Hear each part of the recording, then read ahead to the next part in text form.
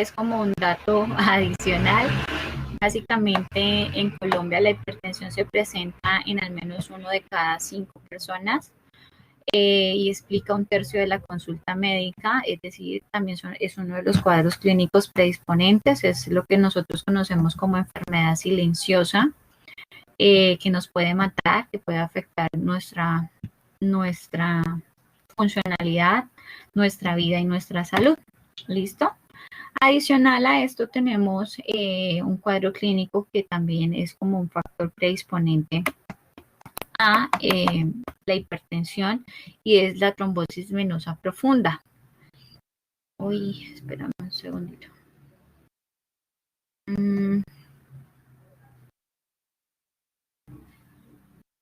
Listo. Es lo que es la trombosis venosa profunda. Entonces, básicamente la TBP para su diagnóstico se basa en los factores de riesgo, el dolor fijo o instaurado o localizado, continuo, especialmente ante el movimiento, en algunos casos incluso en reposo.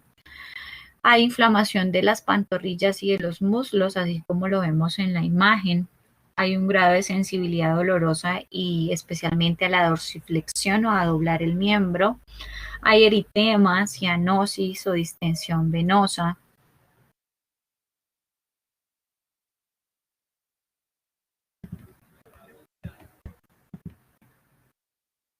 Y se presenta tanto en miembros inferiores como superiores. Las causas asociadas en miembros superiores se encuentran relacionadas con dispositivos médicos, especialmente los catéteres centrales, ya sea inserción central o periférica, el uso de drogas intravenosas, especialmente aquellas que se infiltran, que se pasan por vía periférica a sabiendas que es de vía central, especialmente las catecolaminas, vasoactivos, inotropos. Tumores de origen torácico también es otro de los factores causales de miembros superiores, traumatismos y radiaciones, puesto que pues, el cuadro más representativo de la trombosis venosa profunda es en miembros inferiores y cuando ya hay una lesión de la perfusión y de la oxigenación tisular del miembro, vemos el piecito como se ve acá. Y a nivel anatomofuncional, esto es lo que le sucede. Básicamente los factores que contribuyen a la trombosis venosa profunda es lo que nosotros conocemos como triada de Virchow. Entonces, cuando un médico te dice, no, él tiene triada de Virchow positiva, ya sabemos que es positiva para trombosis venosa profunda. ¿Qué es triada de Virchow? Entonces, 3 características. Así como hablamos de hipertensión endocriniana y síndrome de Cushing, asimismo, triada de Cushing, asimismo hablamos de 3 características, que es el éstasis venoso, el aumento de la coagulabilidad y el daño en la pared de la íntima del vaso, triada de Virchow. La población de riesgo, entonces las de bajo riesgo son personas menores de 40 años que son libres de enfermedades de origen sistémico o cirugías menores de 60 minutos sin ningún grave complicación. Ya el riesgo moderado y alto es para aquellas personas mayores de 40 años y que en algún momento se sometieron a alguna cirugía, sujetos a anestesia general por más de 60 minutos, es decir, lo que prolonga limitación del movimiento y éstasis venoso, asociado también a otros factores como obesidad, SA, venas varicosas, ICC y reposos absolutos en cama. De alto riesgo ya son antecedentes de trombosis venosas profundas o embolias pulmonares, procedimientos abdominales o pélvicos extensos.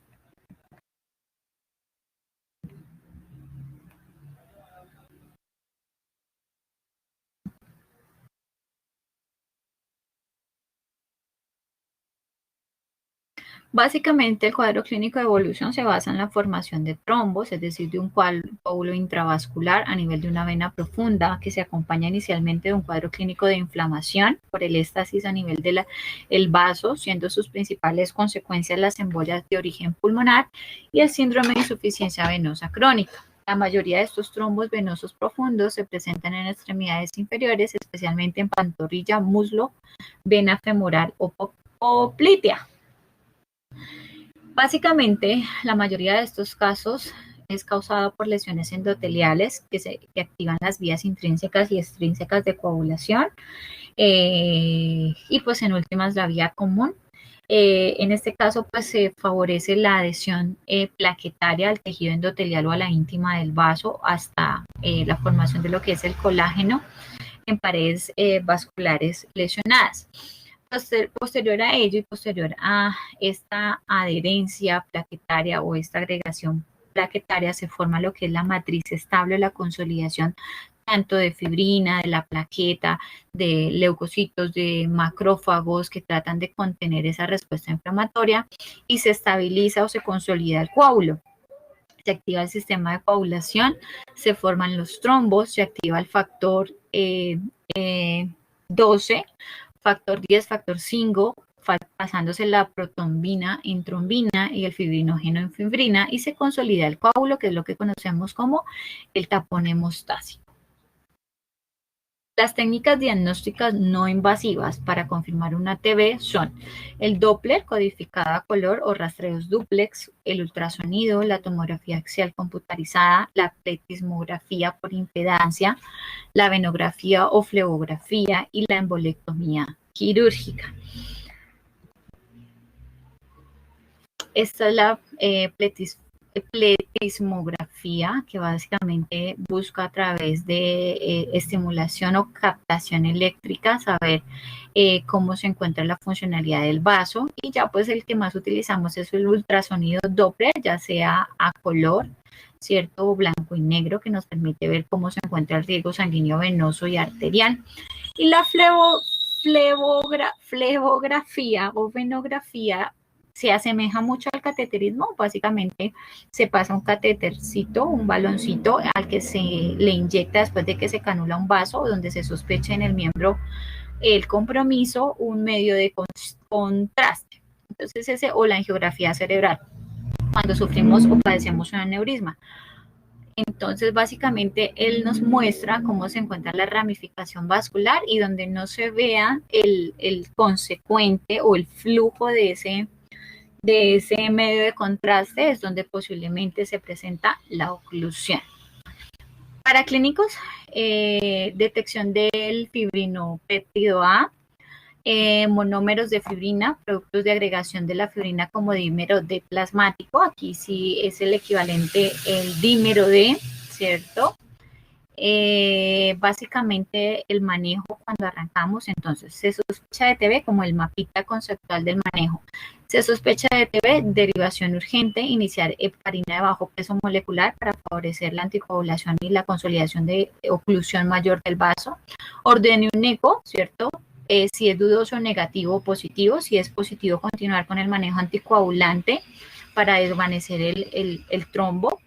Si es dudoso, tome una flebografía. Si es negativo, suspenda el tratamiento anticoagulante. Si es positivo, continúe el manejo anticoagulante. Si el ecodoppler es negativo y es de baja probabilidad, de moderada, porque el reporte va a ser así, de baja, moderada o de alta, entonces si es de alta, flebografía.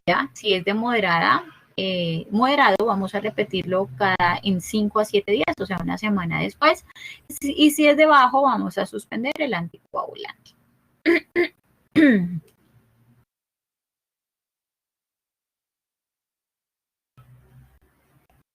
Y por último, básicamente la anticoagulación para el tratamiento farmacológico y el desvanecimiento del trombo.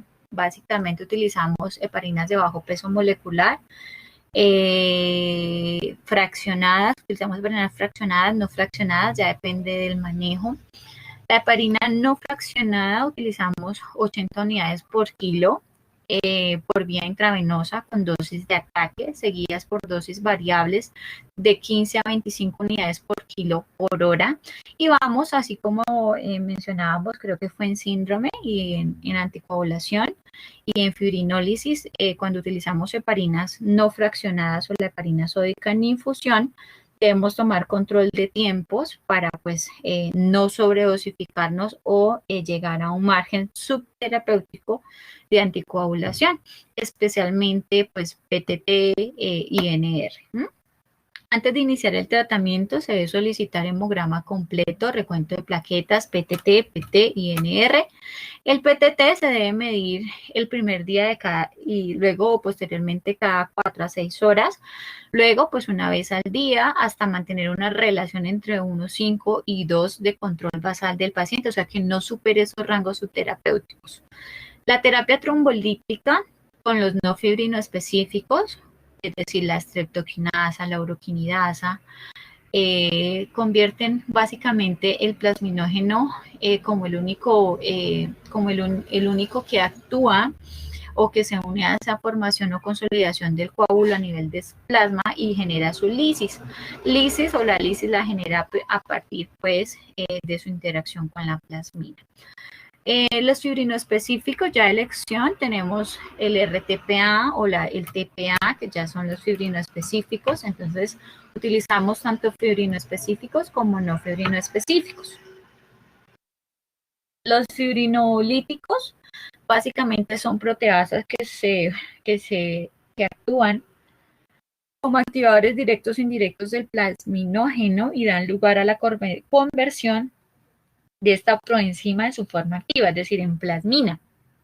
Y a su vez va a catalizar la degradación o a irrumpir la degradación de fibrina o fibrinógeno y por ende disminuir la formación de coágulos o la integración y la consolidación de la matriz o de la placa del coágulo a nivel del espacio intravascular del vaso sanguíneo.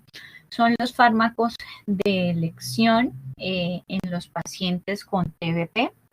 Recuerden que pues la TDP es un factor predisponente a taponamiento cardíaco, tromboembolismo pulmonar, ACV o ictus, y de allí que pues utilizamos de manera agresiva según la evolución del cuadro clínico heparinas no fraccionadas endovenosas o heparinas de bajo peso molecular si el cuadro clínico no ha conllevado a un daño progresivo, o ya en casos de urgencia la terapia trombolítica, es decir, trombólisis con fibrinoespecíficos o no fibrinoespecíficos. ¿Dudas, preguntas, inquietudes? Muchas gracias, chicos, por su participación, por su apoyo el día de hoy. Mañana hacemos la actividad de